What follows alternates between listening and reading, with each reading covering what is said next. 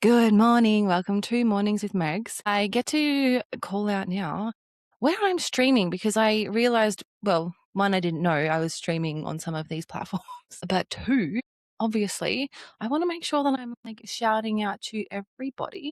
So, first of all, if you are on here live with me on iHeartRadio, I can't see you, but I want you to know that I appreciate you so much and thank you so much for being here. The team have been amazing bringing me to you. So a million gajillion thank yous. I'm also live streaming, obviously, on YouTube, Mornings with Megs, and also apparently on my Facebook page, which was really funny because I was like, this is interesting. Why am I seeing my live video on my Facebook page? That would be why. So we love that. Good morning, Facebook. I'm also streaming on a platform called Twitch. So, in fear of showing my age, not 1,000% sure what that platform is, but good morning if you are with me here on Twitch. Okay. When I tell you I have an episode for the girls, I have an episode for the girls today. I have a little matchmaker coming on with me in 8 minutes' time. I actually needed to do this episode a little bit earlier. If you only listen to the record, this will be no different to you because obviously you listen to it on record, but I'm heading off to Townsville this morning. We're heading up there for the car racing. So another day, I was going to say another sleigh, but it's like another day, another ray. Now, I don't know why, but my hotspot is not working. So I'm like streaming off of the Wi-Fi, which is apparently not phenomenally great. So turn my phone on, and normally I just hotspot because, like, you know, your phone Wi-Fi is like pretty good these days. So I'm like trying to like hotspot, and I'm like, shit, it's actually just like not working. So yeah, I don't know if anyone else is with Telstra and is not able to use their phone not on Wi-Fi this morning, but I certainly cannot. So anyway, I'm going to roll with it. Now, full disclosure, because you know I love to out myself all the time on this thing, have another can of OxyShred.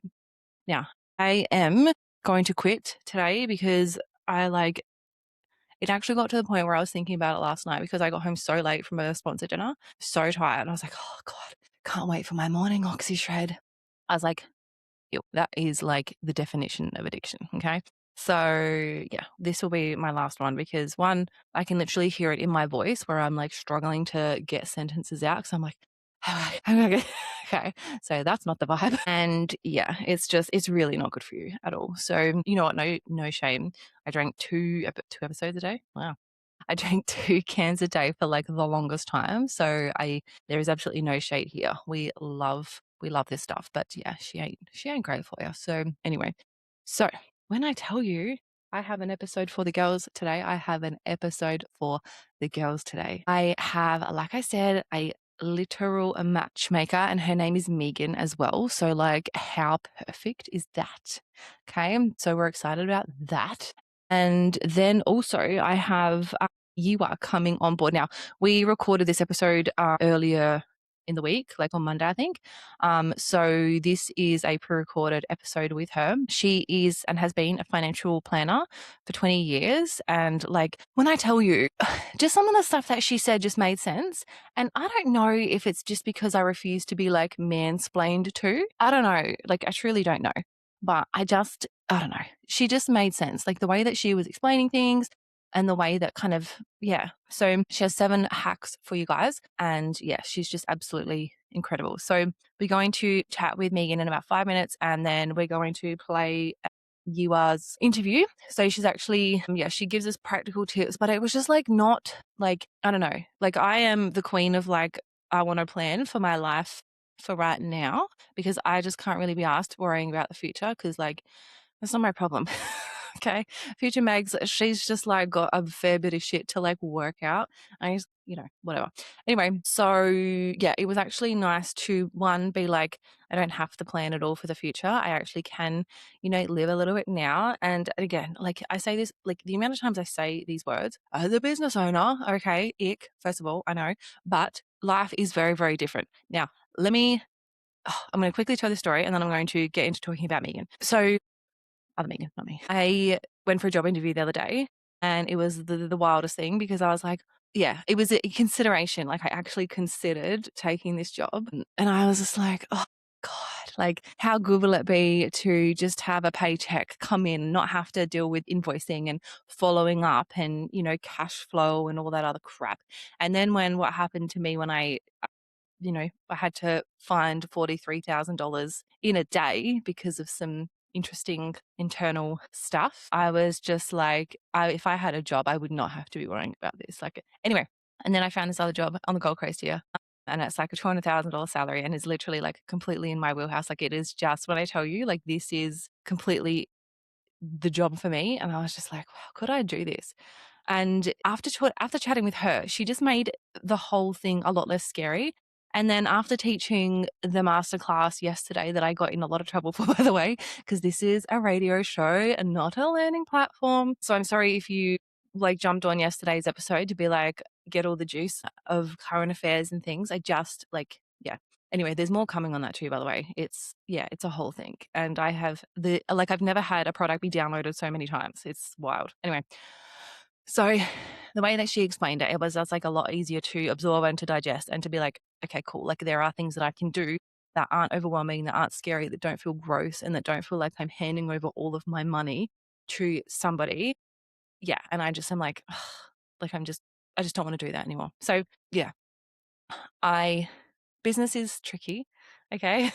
Business is hard and you can make it harder or easier for yourself. Okay. I absolutely, truly believe that.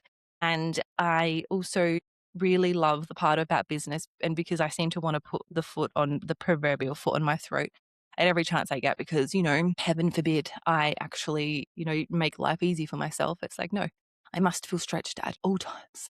Otherwise, I'm not really living. Ugh. Yeah. My unconscious mind, she loves to be put under pressure. And I just don't really know why, because conscious me does not.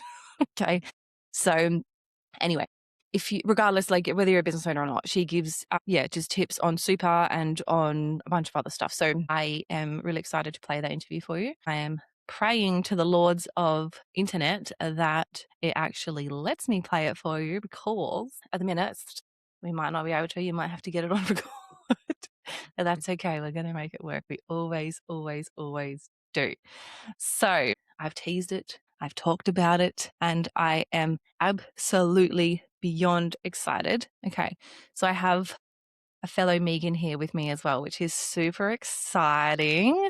My mum would be stoked right now that there's somebody else in the world named Megan. Okay. She would be so happy. And I love, because I put in my form, I'm always like, make sure you put like how you phonetically say your name, because I'm like, some people like Megan, and then there's like, all of the things. And I was like, there's double A. I was like, she's Megan too. I love this. So yes, mum, even though we shorten it as Megs, it's fine. You can get over it. Okay, my next guest, Megan Gourlay. She's the founder of Love With Me, a personalized matchmaking service. I am so excited. She has also been on Farmer Wants a Wife. Now, if you know me, you know I love me a bloody good reality show. So I'm also, obviously, I want to know about matchmaking things for all of me and my single galleys. We get all the juice. But also, I need to find out about the behind the scenes of these shows. So welcome, Megan. Thanks, Megs. Great to be here. Yes, it's so good to have you here this morning. So you are the founder of Love With Me. So a boutique matchmaking service helping singles find genuine and lasting connection. I'm obsessed that this exists in this day and age, when it's like, I met this guy on Tinder, I met this guy on Hinge, and it never really ends in a good, positive way. So I'm excited to pick your brain about all the things. Now, you actually used to be a chartered accountant, so you left your corporate world to do what mattered to you most. So you have had your single journey, obviously being also on Farmer Wants a Wife. Now, you are no longer, and you are meeting and in love with the person of your dreams by the sounds. He sounds amazing. So tell us all about you. I want to hear the journey of how you have the bravery just to quit a full-time corporate job and jump into what we love. And then we're going to talk about Love With Me. And then obviously we're going to talk about Farmer Wants a Wife. Yeah, thank you. Yeah, so I was a chartered accountant for 25 years. But in my 30s, I was single for about 7 years and did everything to try and find someone. I did networking events, I did speed dating, I joined sporting teams, and yes, I even did put myself out there and went on Farmer Wants a Wife, because for finding that human connection was really important to me.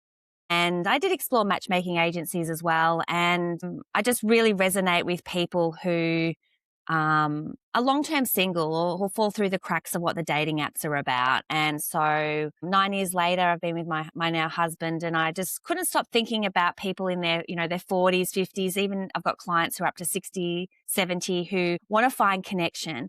But the tools and services that we have out there are not for everybody. So I wanted to create something that is really client and focused on the singles journey. And so I created Love With Me, which is basically I network on other people's behalf and introduce them to people in my extended network who are single, who are genuinely wanting to find connection at whatever stage of life that they're at. And I only charge for results. So when I actually connect someone, so very different to what traditional matchmaking has been about, where there's large upfront fees and often mixed results around whether you're actually going to find that connection. For me, being a chartered accountant, integrity and that business model was something that I couldn't sleep at night knowing that if I can't help someone, I don't want the service to charge them for that. So very different in what's sort of out there, because I think people are seeking in-person connection off the app. So I wanted to just give another alternative for people out there. Yeah, I love it. So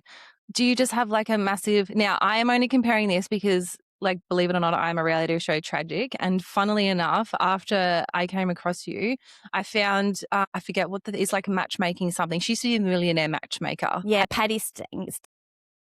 That's the one. Yeah. So anyway, it just like randomly came up on like Netflix or whatever it's on the other day. And I was just like, how crazy is that? And so, she has this big Rolodex of dudes like on her retainer, and obviously women as well. So like, tell me, if the listeners want to sign up with Love With Me, what does it look like? So I meet all clients either in person or over Zoom just to get to know what they're about and their energy.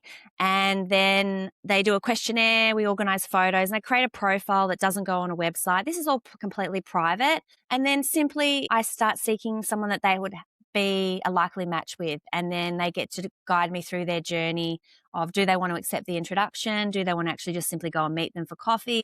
And I just support people pre and post those introductions. So we just go on the journey together. You've got someone in your corner who's just an independent voice, because sometimes we have friends and family members who are really well-meaning to try and help us, single people. But sometimes it's good to just have someone who's completely independent and who's just, your champion of finding that connection. And I get it. I get what it's like to be single and all the feelings that go with that. So yeah, it's really simple. I'm just simply, a support person along your journey. No different to seeking the services of a real estate agent if you're selling your house, or a recruitment agent if you're looking for a job, or if you want to get fit, you engage a personal trainer. This is someone, if your love life and investing in your love life is important, then I simply go on the journey with you in you're seeking the connection that you desire. I love it. It's so true. Like I literally, when you said that, the first thing that came to my mind was like the first time I ever introduced guys to the men in my life, because,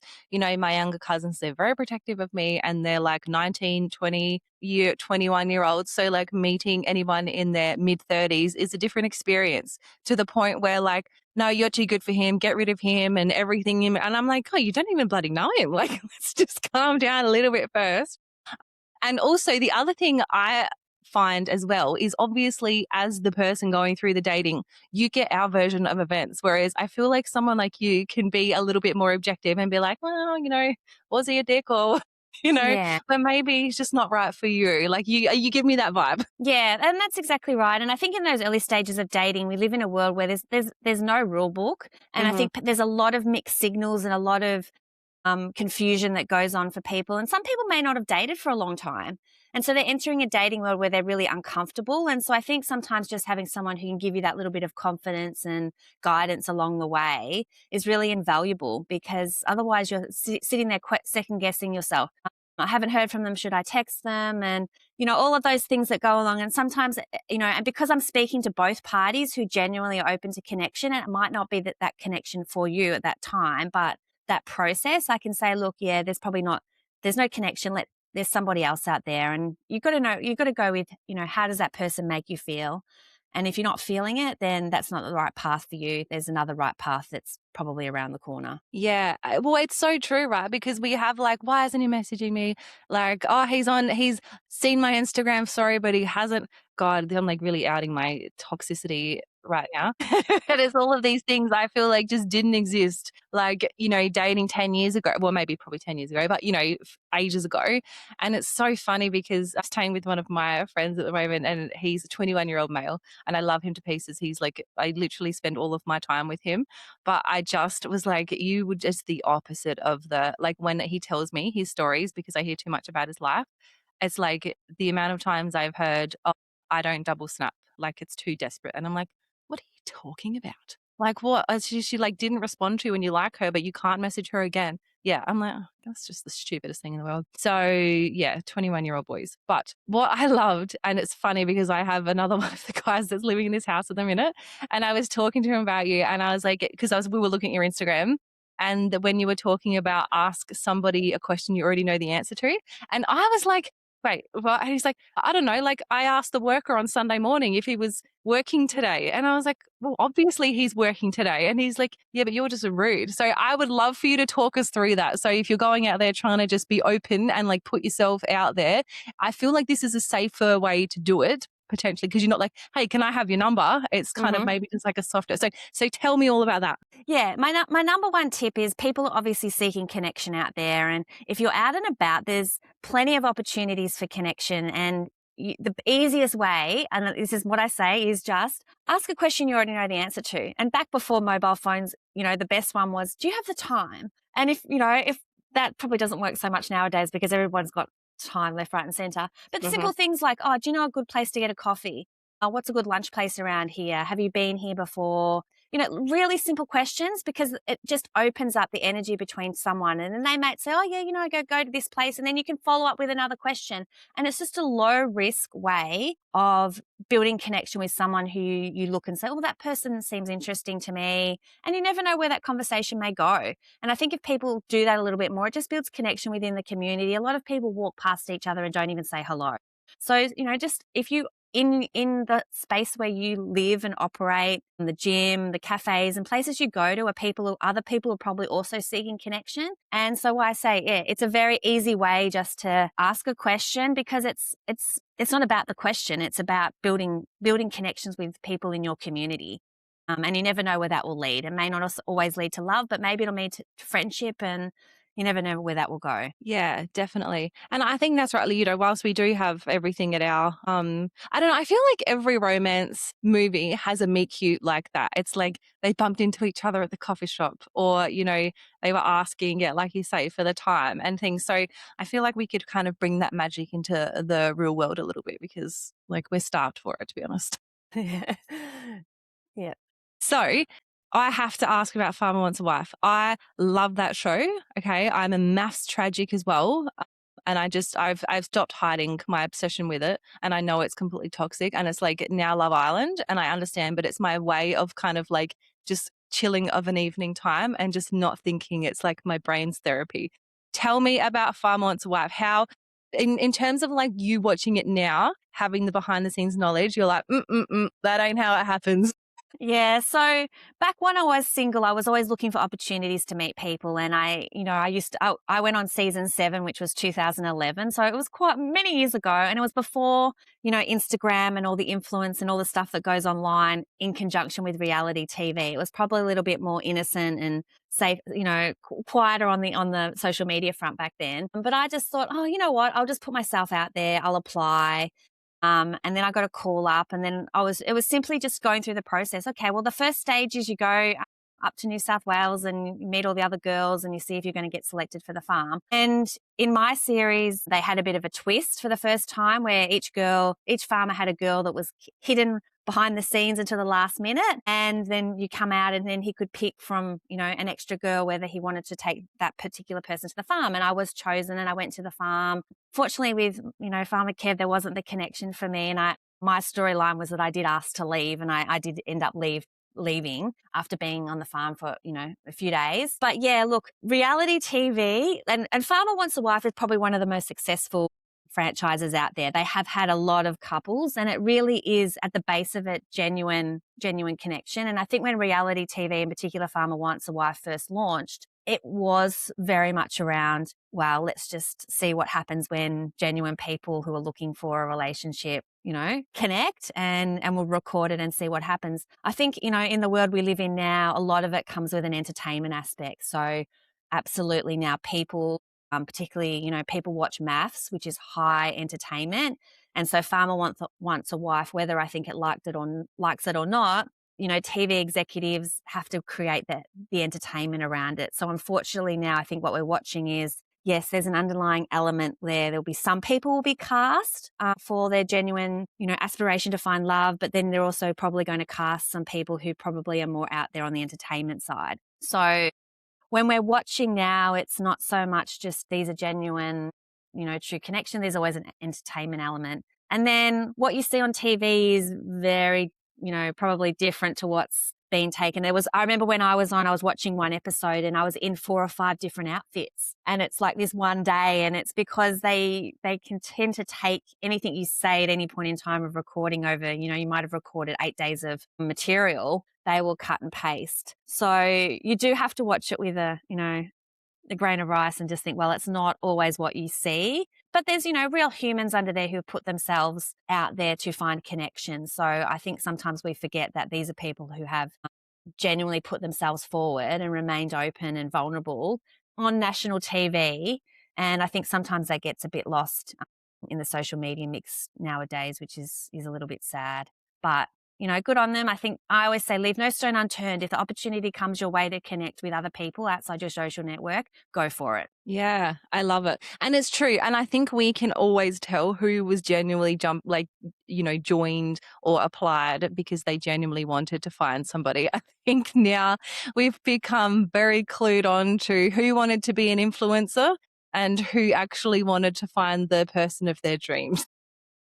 Yeah, absolutely. Okay, so I want to hear all about the services, but I just have one more question. I would love to know, what is the biggest mistake that people make when dating? I think the apps are a bit of a problem with what created some of this problem is that their apps are a subscription model, right? And anything that's a subscription model is designed to want to keep subscribers on it. Mm-hmm. So the apps and the swiping has, it's the paradox of choice. Someone else better is going to be coming along. So I think we've become very shallow in our ability to find connections because we're judging people on a photo at a point in time. We're making snap judgments around certain criteria that somebody has put on a profile. And sometimes it's not much thought or effort's gone on there, but that's how we're judging people now. We're judging people, don't like that photo, swipe, don't like what they wrote, swipe. And you're missing genuinely good people on these platforms that would otherwise you may have a great connection with. So I think the biggest mistake is try and not be the one that judges too quickly. Yeah.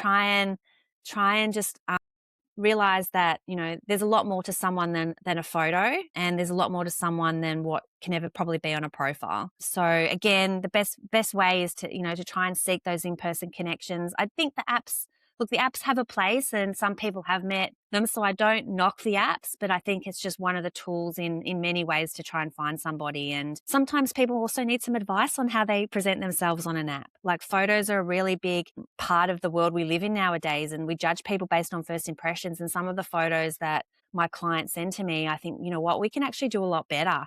So sometimes even just seeking some advice around what photos you're using and putting yourself forward on the app. Sometimes that can make a really big difference to people as well. Yeah, that's something I've never considered, is that these apps are designed by companies who want to make money. So really, at the end of the day, your love life is probably like at the bottom of their concern factor, right? It's like, wow, gee, that's so true. Yeah, I've never ever considered it like that. So I guess and look, it's been a minute, but the gamification of it all and kind of like the way in which they present it. And one thing I found as well was, and this was again a little while ago, but you couldn't see all of your matches at once unless you paid and all these things. So yeah, it's a lot less about connection finding, isn't it? And a lot more about like, how can I monetize these people wanting to meet people? Yeah. And you think about like, when you do a go on the app, people do want a lot of choice. So they're expecting choice. So therefore the apps need to try and keep as many people who do sign up on the app.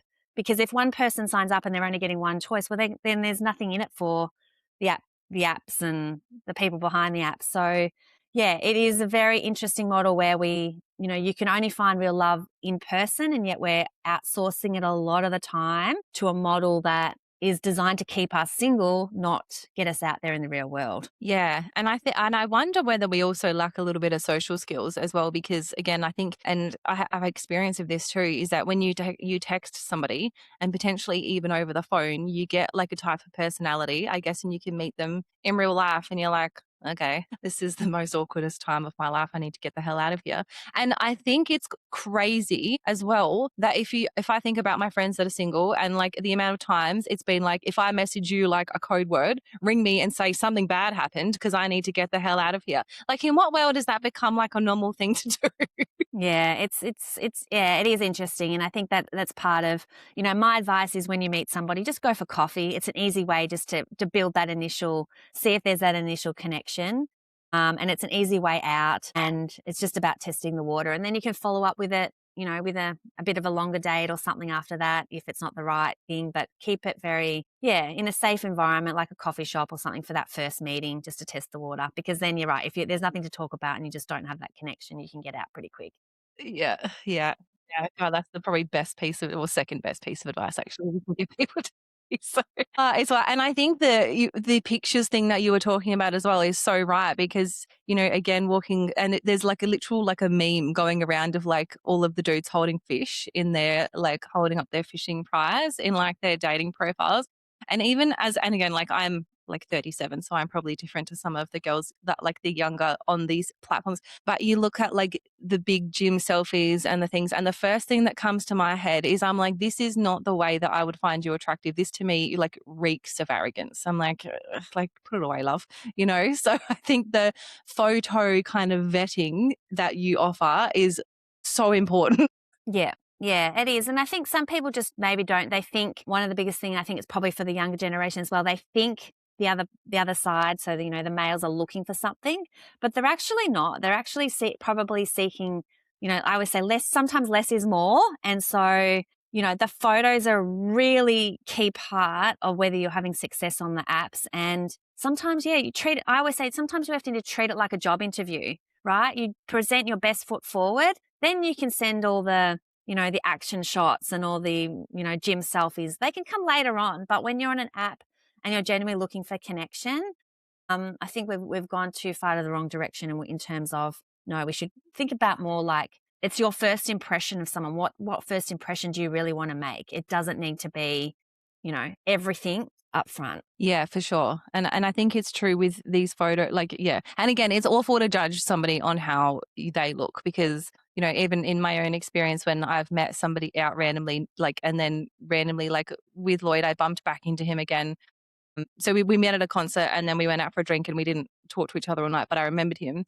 And then when I saw him on Hinge, and I was just like, oh yeah. And I was like, look, it's the reason we matched. And then only purely because I remembered him, like maybe like, and I say this with love, but maybe or maybe not, like I would have, matched with him otherwise. But then like, next minute the conversation and here we are. So I think it's, yeah, judging everybody by their looks, especially when I don't know that we've all got the best kind of, I don't know, the best version of kind of how we portray ourselves to be out there. And again, I look at, and purely because I have 21-year-old female here with me as well. She's not in, but I hang out with her a lot. I just love her so much. Her outlook on life is the funniest. But looking at her dating profile, and I'm like, oh my God, like you look stunning, but your bum is here. Like you're going to attract. And I feel like a geriatric saying this to her, but it's just, I think it's a bit of a different generation. Yeah, absolutely.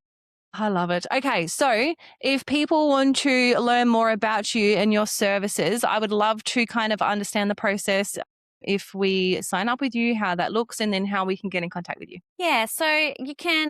So you'll sign up with me if you go on my website, lovewithme.com.au. There's a contact form there. If you just pop in your details there, I'll reach out to you. I arrange to do a Zoom call then, and I'll talk each potential client through the process individually. And get to meet them as well, because I think it's important if I'm, taking on clients that I actually have met them. So I meet everyone via Zoom, get a profile of I create a profile, which isn't published on a website. It doesn't go anywhere. It's my own purposes of showing another potential client within my network, whether, they'd like to meet, and we get that. And so part of that process is making sure that I do have good photos. And sometimes I refer them to professional photographers. And I've been blown away by how much of a difference that can make for some people if you don't have a good trusted friend in your corner to take some good photos. Sometimes we go down that path. And then I just start, working with you on your journey for connection. And sometimes that is giving advice around what photos you're using on a dating app, but also obviously seeking to try and find someone within my network to introduce you to. Because each person's journey is different, and I can't set a time frame on how long it will take for you to find that connection. I don't take any money up front at that point. Having a chat to me and getting that profile set up, there's no obligation, because like I said, I don't charge unless I can actually go through the process of connecting my clients. So there's nothing other than, potentially seeing who in my network, you might be introduced to. There's no risk around that. Yeah, And I yeah. love it. Yeah, and you can also follow me on Instagram, lovewithme_dating. I do share lots of things that I'm doing, and there's some blog articles on my website and Substack as well, so you can sort of learn about what's happening in the modern dating world as well. I love it. I think that, yeah, I really, really, really rate having somebody objective in your corner that isn't like, yes, you're perfect, and like, encouraging my toxicity and being like, no, maybe we shouldn't behave like that. So I absolutely love that. So thank you so much for coming on this morning. You are like the most risk-free, like fairy godmother in the world. And I'm sure your like networking circle is unbelievable. So you obviously enjoy meeting people and like vetting people. And I would love to go out to dinner with you one time, and then we'll be like, you know what? Yep, like he would be great. No, he would not be, like, and just see the way that you go out and meet people in the world. Cause I feel like we could learn a lot from just chatting to people, just saying, hey, asking them what the time is. Yeah, exactly right. There's plenty of people out there who genuinely want to connect, and then there's a lot of negativity around, there's no good people out there, but there genuinely is. Sometimes they're just not on the app. So I think we have to pivot a little bit in the world we live in and try and build those in-person connections. And you never know. And one person you meet may not be for you, but maybe they're for your friend. So just start building your networks. Let's try and take it back to a more community feel. But yeah, thank you so much. I've really enjoyed the chat, and I love your show. So thanks so much, Thank Megs. you. No, thank you so much for coming on. I know I've kept you over time, but I really appreciate you coming on this morning. Wonderful. All right. Thanks so much. Thank you. Well, if you didn't get something from that, like, you need to oh my God, I'm obsessed with her. You know what? Her job to me sounds like honestly my worst nightmare. I'm the most unsociable person in this world, and it's hilarious because it is my job to be sociable. But yeah, oh my God. Do you know what? I feel like the biggest idiot right now too, because I'm like, I didn't actually think about the fact, obviously, Tinder is not designed for us to like get off of, because they don't make money if we're not on the apps, obviously. Like, I don't know, I'm hoping that there's somebody else out there that's like realized that as well, and it wasn't just me, because yeah, wild. Anyway, and because I think it's Hinge. I think it is Hinge that it says it's designed to be deleted or something. I don't know. I can't remember. Like I said, it's been a minute. Anyway, so as I said to you, I have an episode for the girls. Now, I'm so sorry. I keep looking at my phone if you're looking at this live. I've already packed my iPad because, like I said, I'm getting the hell out of here. So, Mum, your abusive text message. I'm looking at my phone because my interview notes are on here because my iPad is already packed. So, we're going to excuse me, we're going to listen to the interview with Yua if it chooses to upload. Otherwise, if it doesn't choose to upload, it's just you and me today. So we're going to have a chat about all of the things. Now, I want to bring something to the forefront of everybody's minds. And I want to bring this to the forefront of your mind because this is something that I saw very, very clearly in myself yesterday. And it really pissed me off because I am the queen of self-sabotage, okay? I am if you're in my life and I give you advice and I give you all of the things, like, watch you succeed, okay? You will do the most, okay? You will be amazing. You will go, okay, now, my problem, and we all are bad at taking our own advice, like, let's be real, okay? I take my own advice and I'm like, okay, cool, like, why aren't I seeing what I'm seeing in other people? Why aren't I? Now, when I learned to recognize my own toxic behavior and my own self-sabotaging behavior, like, life has changed quite dramatically for me. And I say this because it's only been in the last 12 hours that this has happened.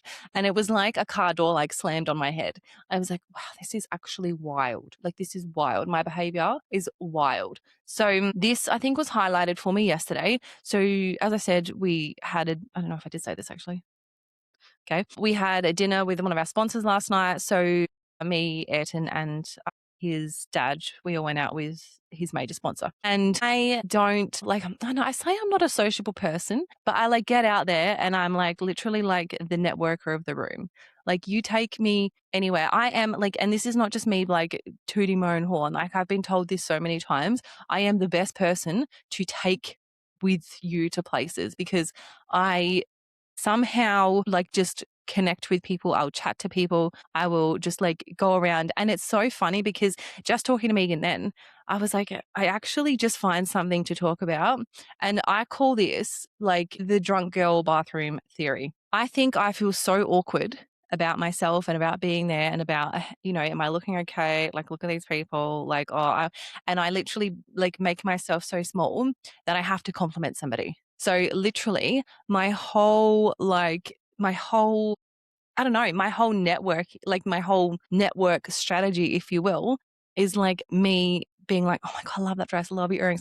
Love this. Like, oh my God. Like, and it's just literally now, if you're a girl who's been to a nightclub in a bathroom at midnight, you will know what the drunk girl bathroom theory is.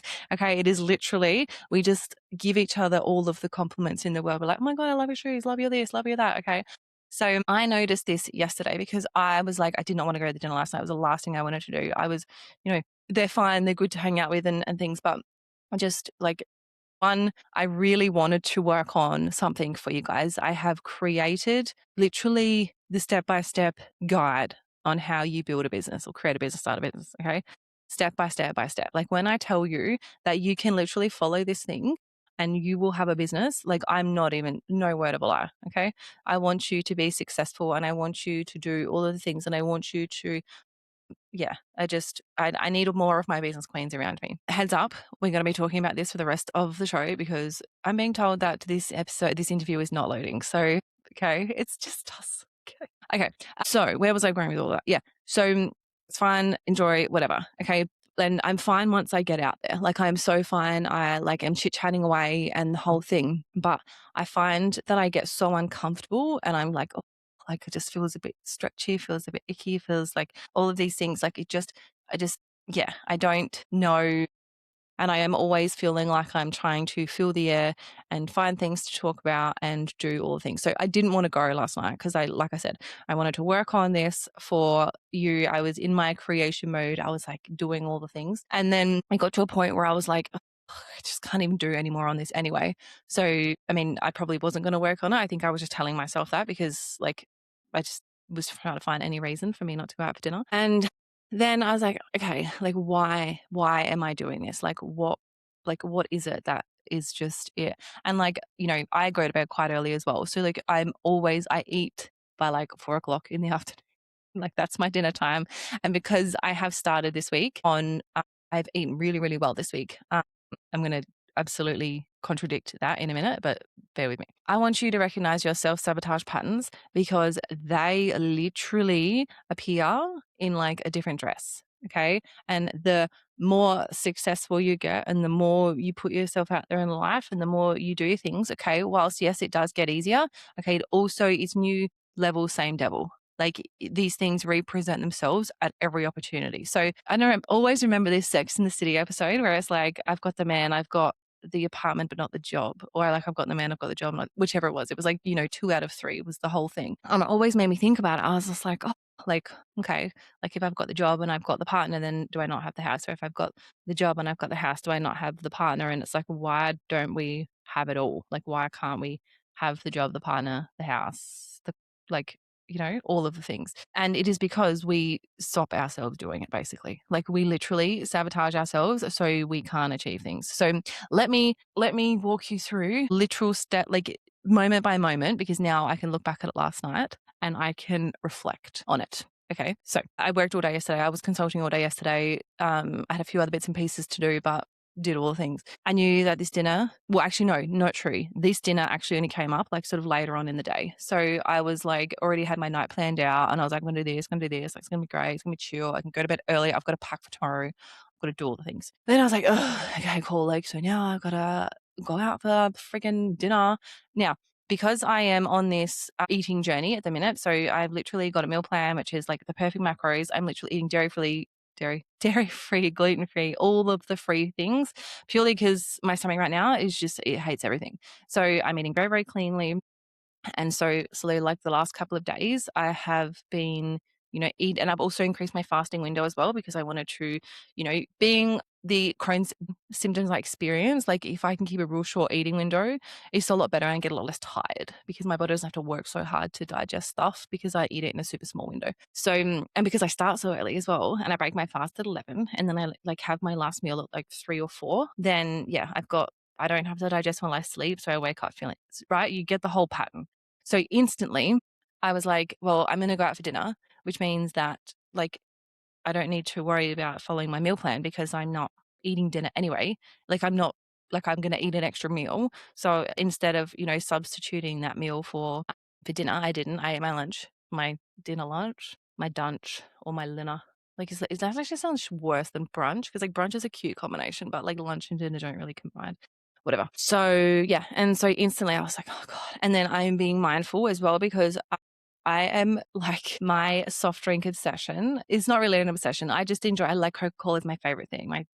And see, this is like I don't even know what Mark's sure can. This plays into this as well. So it went from the start of the day confirming that I wasn't going out for dinner, and I actually had plans with somebody else last night too, which I had to cancel, which was really sad because I haven't seen him in forever. So it started from me 11 o'clock, I knew that I would be going out. We weren't having dinner though. We were just catching up, going for a walk along the beach. So that was fine to fit into everything. So, okay, cool. Like I was almost like I had my guardrails. I was like, okay, we've got this. Like I know how to walk through this next section of the day. Then it was like, I don't know, probably like lunchtime when I was like, all right, we're going out to dinner with the sponsor. I was like, then all of a sudden I got really hungry and I was like, well, I may as well just have a lunch and then dinner instead because I'm already ruining my eating today because we're going out for dinner and then all the things. And then we got home so freaking late last night. Like it was like 10 o'clock by the time we got home. And then I was like, oh, I'm just craving something sweet. I need a little sweet treat. And then so we ordered like some desserts from down the road. And so one, I didn't get to bed till like 11 o'clock. Two, I literally had a waffle with cookie dough on it, like 2 minutes before I went to bed. So I was already having a sugar high. My stomach feels freaking awful this morning because of it. Okay. And because of all of these things, I wasn't able to. I didn't get up at the time I wanted to get up to record a bunch of the modules for this course that I'm releasing for you, which now has really pissed me off because I wanted to do all of those things. So why I'm telling you this story and like airing out my bullshit on live radio is because I want you to really recognize your sabotage patterns. They wear different dresses, okay? They accessorize in different ways, okay? But if you get to like the root cause of them, they are the same thing, just disguised in different ways. And mine has always been around eating, and I just don't know where I picked this up. It was obviously from being a kid sometimes from my childhood, or like, I don't know, something happened. If I go on a healthy eating plan, I can't deviate from it. So if I commit to going to the gym and I start like with a meal plan, I will follow that like within an inch of its life and I will not deviate from that. So I am such an all or nothing person. And I'm like, this would have something to do with being neurodivergent, I would assume. But you cannot sway me. I will cancel social engagements. I will, not go on the things like when I did 75 hard, like I had Australia Day long weekend at the river, which is normally like the only time I drink and get smashed every day. And I didn't drink because I was like, no, I'm doing 75 hard. And I copped so much for that because everyone was like, oh, you're so boring and this and that. And I'm like, yeah, cool, whatever. Thanks for your support, So it's just wild to me. And I look at my behaviors and my patterns and I recognize them. And so now I feel like I am in a better position to be able to really sit back and think like when my body sends hunger signals to my brain or to however that whole system works, am I actually hungry? Okay. And if I am, I know that because I've built out my plan on macros and also having as much protein as possible. Therefore, I should feel fuller. Now, I guess I'm not really like on a quote unquote calorie deficit as such. Like I'm probably sticking at like 1800 calories, but again, just between 2 meals because I just find that works for me. So the first, like getting to the first meal is fine. Like I can fast for quite a while, but then the difference between breaking my fast with that first meal and then the time between when is my second meal, it's like I am like ravenous. Like I could literally like eat your face off. So, but then after that, I'm like, yeah, like I'm good. I'm good until the morning.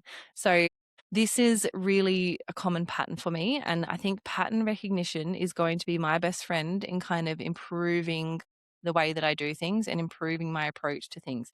Now, my unconscious clearly loves to be put under pressure. I am the queen of procrastination. I will literally leave things to the last minute. I will avoid things. I will do all the things until it is literally like you can't avoid it anymore. And it is about being as uncomfortable as possible, it seems like, that my unconscious will run to. So, why I'm telling you this and outing myself is because I want you to have a think and a look at your patterns. And if you, now again, they dress differently for different occasions. Okay. I like to think that this version of me is dressed in couture. Actually, no, I don't, because we've seen those couture runways are like wild. It's like people walk down in like a garbage bag and like whatever. I want you to sit back and just observe yourself with so much love. Okay. We don't know what we don't know. And just recognize the patterns that show up in your life continually. And the second you recognize those patterns and why you do the things you do, and not, no, sorry, not why you do the things you do, just the things you do. Literally, you just have to notice it. Okay. So, like, obviously, mine is around this one particular one. I mean, I'm sure I've got many, many flaws, but this particular one is around food. And this is so prevalent for me right now because, yeah, I am on camera a lot and I therefore have to watch footage of myself. And I'm like, I really don't like what I'm looking at right now. Okay. I'm grateful for my body because she's been through it, but I'm just not loving how I look right now. So if you start something new, and this is going to be perfect for my gals that are going to follow what I'm going to be creating for you and starting a side hustle for yourself. This is going to be the best prep work you can possibly do for yourself before you even like download a single thing. All right, before you even read a single thing, before you do anything, take note of where things are in your life right now. So there are 8 key areas of our life. And obviously, because I don't remember them all right now, but they're like work, hobbies, family, whatever. I will put them in the show notes. So 8 key areas. Actually, I built a whole app around this. Forgot all about that actually. Built that when I was recovering from my surgery. I really should put that out to the world. Anyway, so 8 key areas of life. Okay, so I want you to kind of like take stock of all those 8 key areas of life where you're at. And then I want you to then go and do something new. Go and, start the side hustle to earn more money. Go and take up a new hobby. Go and do, something that requires a different version of yourself. Okay, something that requires you to step into the next level version of yourself. Now, give that no, do you know what? Don't even give it any time. Literally, like check in with yourself at the end of each day when you start doing this and just notice in all of those different areas of your life where you're like, no, that's feeling different now. Or like, oh, no, that's gone to shit all of a sudden. Or like, oh, no. That is going to be the quickest way for you to recognize all of these patterns and to recognize, well, it won't be a pattern yet, right? Like you actually get to recognize it before it becomes a pattern and you have to then deal with it. You literally get to deal with it up front, which is just like, I wish I got told this when I first started doing any personal development work because I would have recognized this a lot earlier in myself. Whereas now I'm like, 15 years down the bloody track and now I've got 15 years? It's irrelevant. Yeah, and now I have to sit back and recognize a whole ass pattern of the last 10 years of stuff that I've been doing. And I'm like, literally the exact same thing, just in a different way. New level, same devil. I like to call it like where it's like your sabotage that's just dressed in a different outfit. So you don't necessarily recognize it.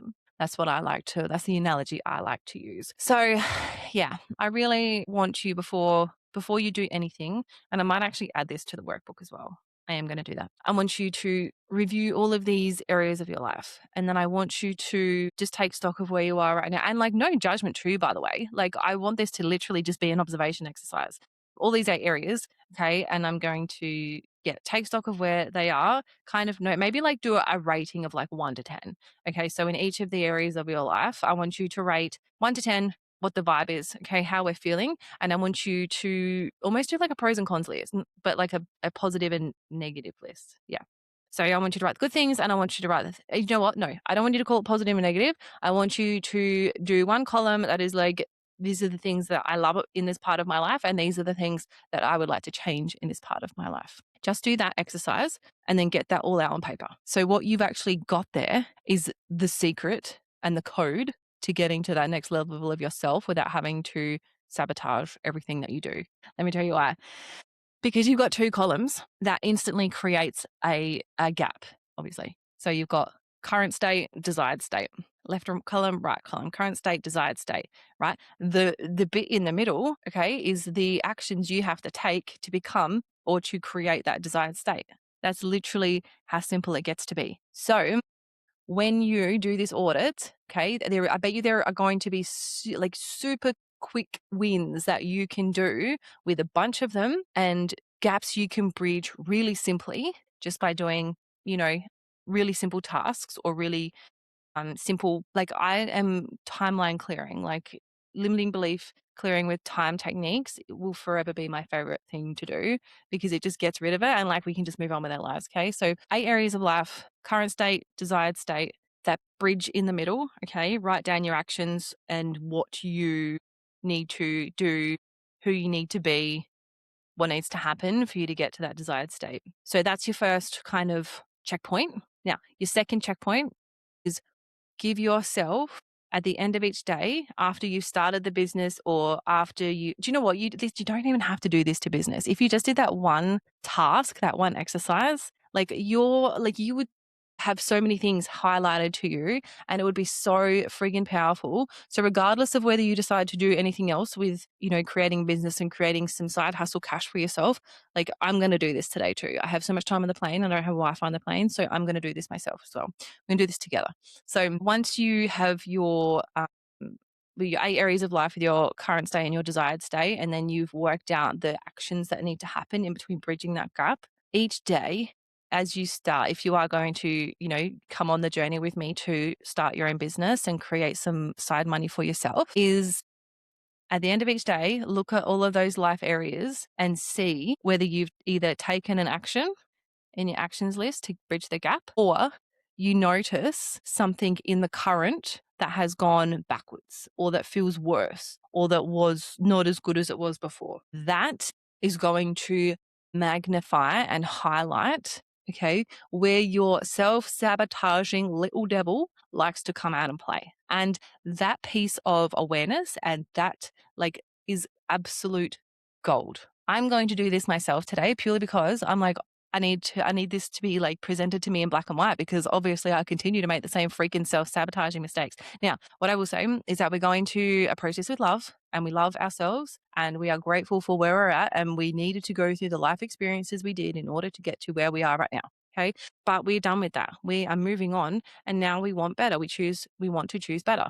Okay. You want to remove any blocks to going to the next version of yourself, to getting closer to the highest version of yourself. The highest version of yourself, mate, she is there. She is like so easy to reach and to embody and to connect with and all of the things we just like get in our way all the time. And I'm a sucker for this, like such a sucker for this. And I am so grateful, can I just say, that this interview didn't upload because I just feel like even like selfishly, like this exercise today is going to change things. Like I just feel this is going to be a monumental shift. I hope you do it as well. Let's do it together, and it's not again about feeling any type of way. It's literally just about recognizing, because knowledge is power. And when we understand why we do the things we do, one, we get a lot less frustrated with ourselves because it's just a pattern. Okay. It doesn't have to be anything except for a pattern. And two, you can change patterns because if you're aware of it, you can change it. Okay. We can't change what we're not aware of. And again, remember, 95 of what we do is unconscious. 95%. Only 5% on the surface is conscious. So how in the hell do you expect to be able to identify things that you literally cannot see? Okay. So do this exercise. I'm going to do it today too. I'm going to keep you posted. I'm going to do it on the plane, which is the best time to do. Actually, do you know what? I don't like Alan. Whatever. I'm going to do it today, right? I'm committing. We're going to do it. We're going to lock in. We're going to do it. I'm going to create something for you to do, which I'm going to have to, do you know what? Whatever. I'm going to create something for you all so that you can see the 8 areas of life and then you can either physically or digitally write the current state, and then physically or digitally write the desired state, and then you'll recognize the gap in the middle and the actions you have to take to bridge that